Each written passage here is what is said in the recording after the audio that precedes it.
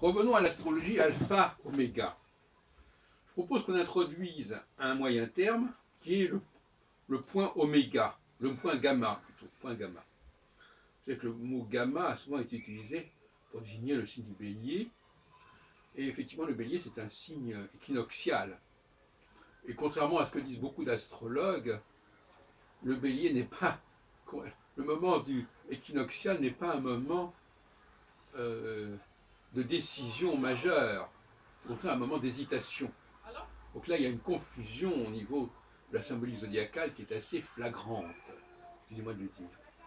Et de la même façon, d'ailleurs, curieusement, on a la dialectique bélier-balance, avec bélier et balance qui correspondent à des tempéraments qui sont décrits comme totalement opposés, alors que on est quand même dans les deux cas dans un processus équinoxial avec beaucoup de similitudes. Donc là aussi, la symbolique zodiacale ne colle pas avec la symbolique équinoxiale. Et on pourrait peut-être en dire autant d'ailleurs sur l'axe solsticial avec Cancer et Capricorne. Mais enfin, là c'est différent puisque le Cancer et Capricorne, les solstices sont complètement opposés l'un à l'autre alors que les équinoxes se ressemblent. Donc le temps gamma, c'est un temps intermédiaire entre deux eaux, en quelque sorte, que l'on calcule à 22 degrés 30 de, de la conjonction de l'étoile fixe royale et à 22 degrés 30 de l'opposition de Saturne à l'étoile fixe royale, mais opposition qui, dans un système à base 4, n'est pas de 180 degrés, mais de 45 degrés, c'est-à-dire le quart. Puisque nous avons 4 étoiles fixes royales, donc ça divise en 4 le mouvement de Saturne, et donc on passe de 360 à 90, de 90 à 45, et de 45 à 22 degrés 30. Alors, la situation que nous vivons actuellement est typiquement une situation donc qu'on qualifiera de gamma, c'est-à-dire une situation où l'on ne choisit pas, où l'on hésite entre deux formules complètement différentes, mais qui sont toutes les deux considérées comme inacceptables. On dit donc que dans le signe égal, le mot égal qui renvoie d'ailleurs à la notion d'équinoxe, on est dans un processus d'abstention. C'est l'âne de Buridan qui hésite indéfiniment entre deux objets à égale distance. Voilà, le temps gamma, c'est un climat très particulier qui n'est pas lié du tout, comme pourraient dire les astrologues, à je ne sais quelle planète ou à je ne sais quel signe zodiacal, mais qui est lié à la dynamique cyclique par elle-même. C'est-à-dire qu'à un moment donné, entre la conjonction et l'opposition, il y a un temps intermédiaire.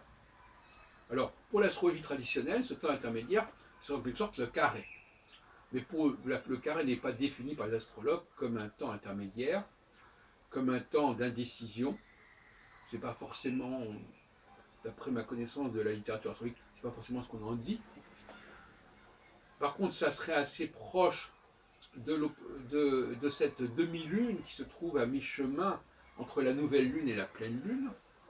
Ce serait assez proche, bien entendu, du coucher ou du lever du soleil, et ce serait bien entendu assez proche de l'équinoxe, tant de printemps que d'automne. Mais nous avons là, quand je regarde les émissions de télévision à propos de la vie politique, nous avons là des comportements de doute, des comportements d'indécision, voire même d'indifférence, qui sont tout à fait typiques du moment gamma. Et donc ce moment gamma est d'autant plus intéressant qu'il est assez particulier, et même il est assez étrange.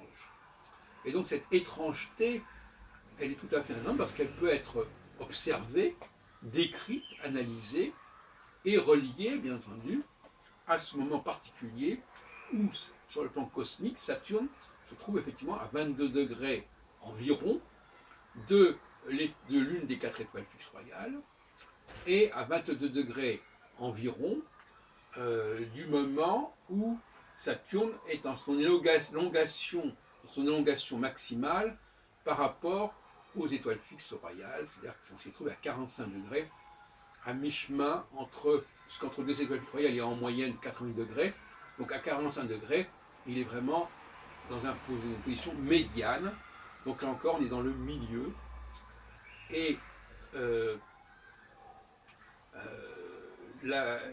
entre ce milieu et cette conjonction, eh bien, il y a ce point gamma. Et ce point gamma, il bénéficie à la bulle centriste, comme il pourrait bénéficier d'ailleurs à la bulle fasciste, c'est-à-dire que on essaye de concilier tout et son contraire. On essaie de s'adresser à des électorats différents, avec des gens qui ont des conditions de vie très différentes.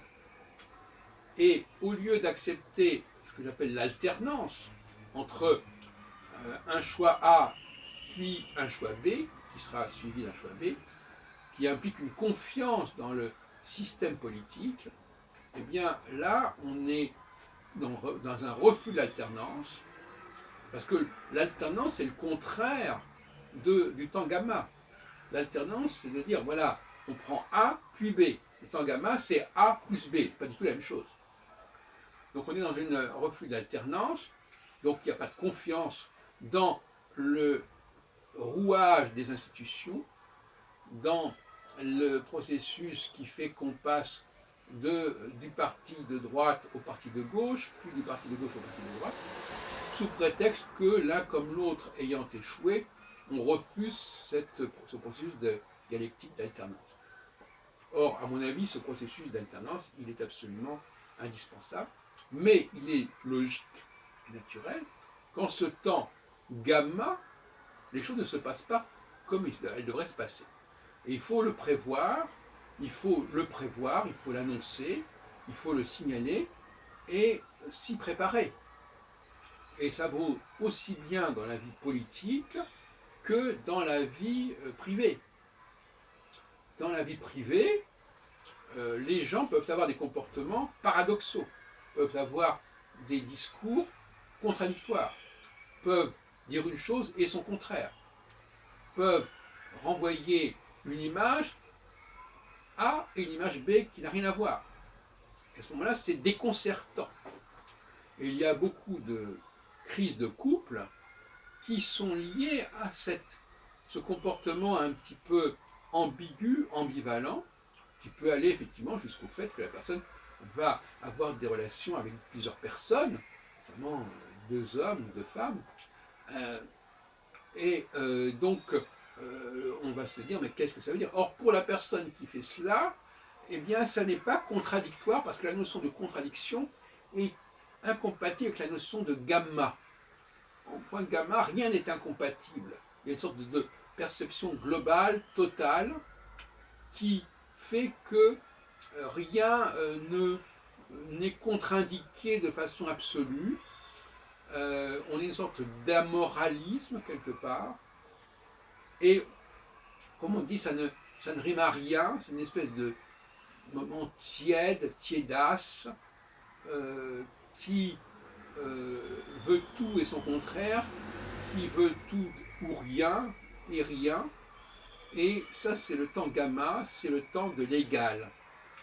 Et Macron ne peut pas s'expliquer en dehors de ce temps gamma. C'est l'homme du temps gamma. Il est porté par ce temps gamma. Et alors, évidemment, ce temps gamma, il ne dure pas indéfiniment. Le soufflet va retomber parce que le temps gamma, c'est un temps précaire, c'est un temps intermédiaire, c'est un temps de bascule, de balance, donc d'équilibre. Donc finalement, c'est un équilibre très fragile qui ne peut que céder. Alors la question qui se pose à l'astrologue, évidemment, de quel côté va pencher la balance? Eh bien, ça dépend. Actuellement, vu que Saturne s'éloigne de la conjonction, la balance va pencher du côté oméga. Mais inversement, si on était à la fin d'une période oméga, le temps gamma laisserait la place à une phase alpha. Alors, je pense que vous comprenez ce que je veux dire par là, n'est-ce pas? Donc actuellement, nous avons un temps gamma qui prépare une phase oméga. Alors à terme, maintenant combien de temps? Le problème c'est que nous avons des rétrogradations de Saturne et que ça peut encore durer quelques mois, voire même jusqu'à la fin de l'année 2017, le début de 2018. Mais de toute façon, c'est fragile. Et de toute manière, la question qui se pose et qui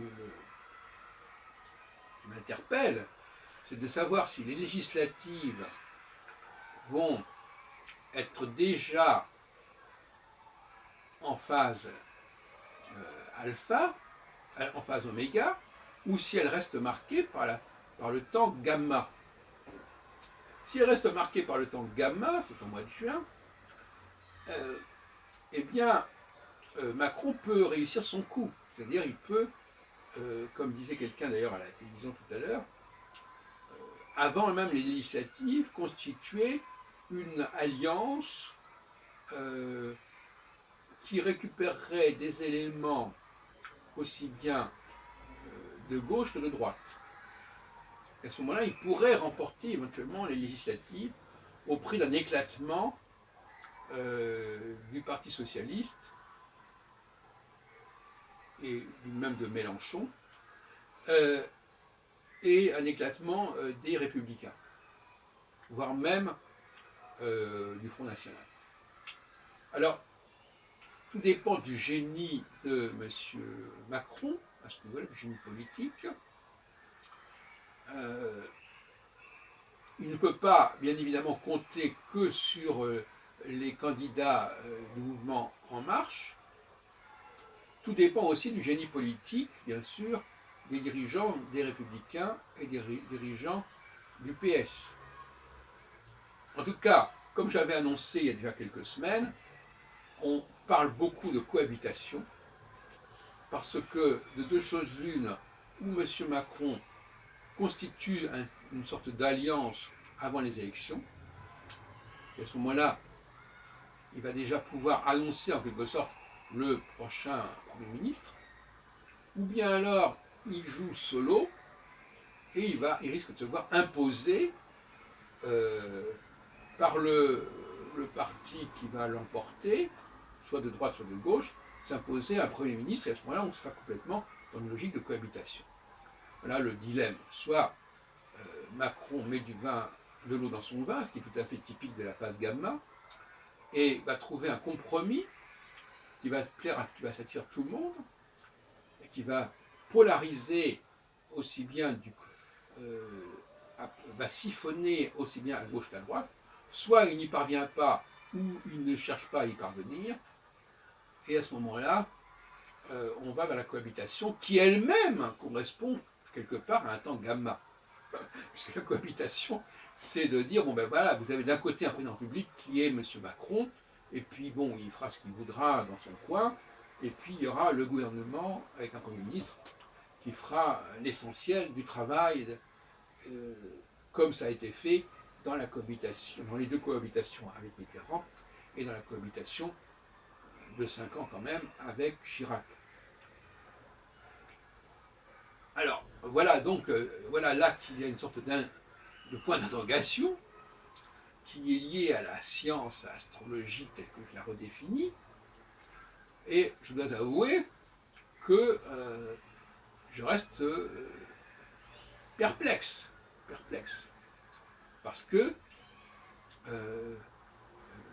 ce temps gamma peut peser également sur les prochains mois, parce que si on regarde les éphémérides, hein, en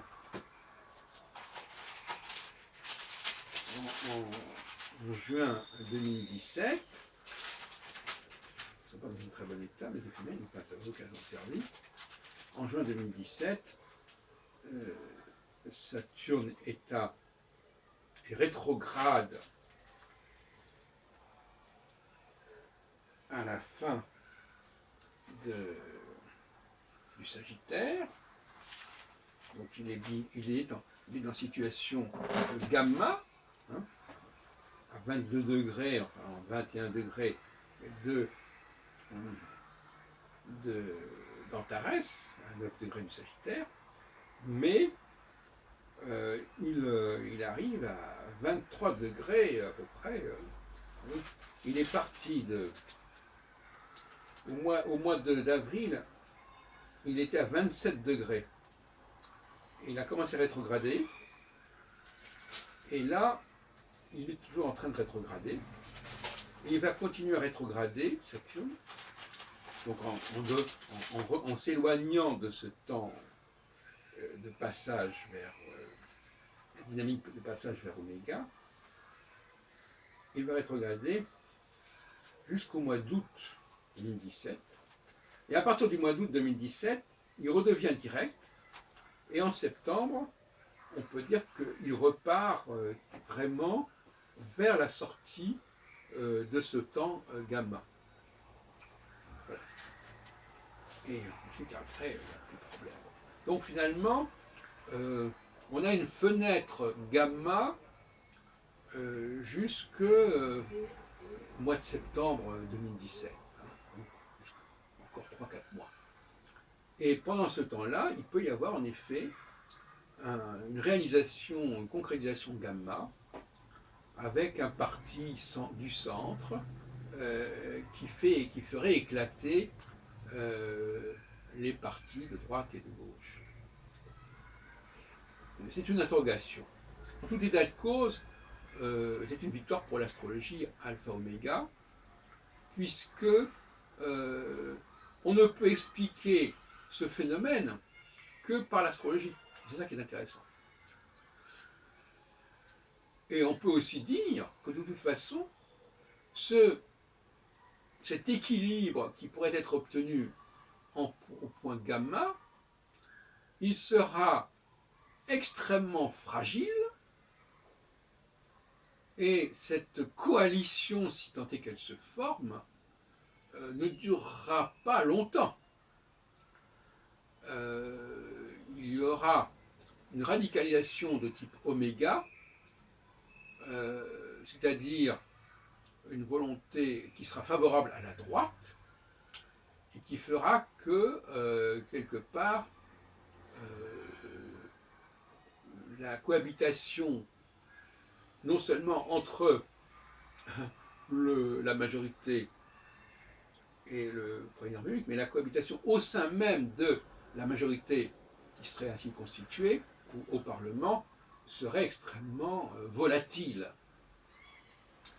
Et rappelons aussi que les élections législatives en Angleterre vont également avoir lieu au mois de juin, et que là encore, le moment n'est pas très bien choisi, parce que on va être en plein temps gamma, et qu'en temps gamma, les choses n'arrivent pas à se décanter, n'arrivent pas à se préciser.